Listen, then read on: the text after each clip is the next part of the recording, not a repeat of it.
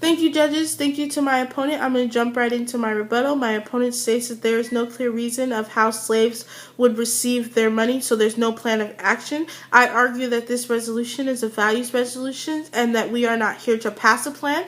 The word ought denotes a values judgment, and the values judgments do not mandate a plan of action. My opponent also said that everyone in the world gets mistreated, therefore we should not pay reparations to African Americans, descendants of African American slaves.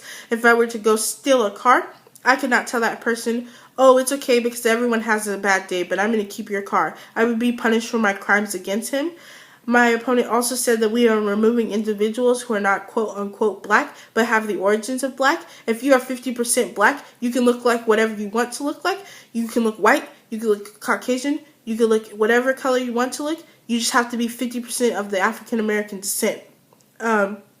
My opponent also said it would be unfair for taxpayers to pay for slavery. If my opponent listened to my resolution, I said we could do compensatory, which is in the form of money, or non-compensatory reparations, which is in the form of giving them land, or I stated giving them land or correcting history books to accurately reflect the contributions of African Americans.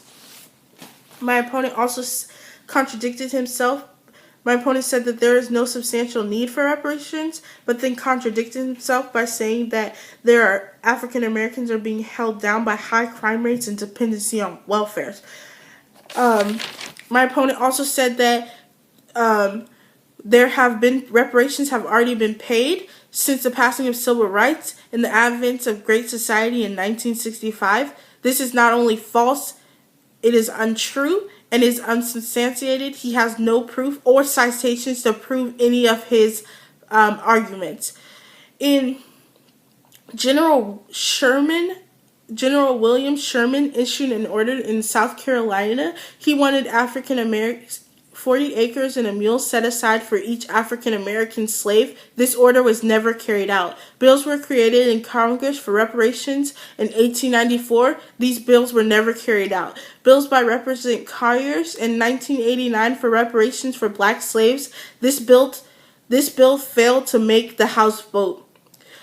The advent of Great Society in 1965 was a set of domestic programs to advance civil rights and aid those in poverty. It had nothing to do with slavery. Reparations have yet to be paid for slavery or the descendants of slaves. Therefore, my opponent's arguments were false and he cannot validate any of them. Thank you and have a great day.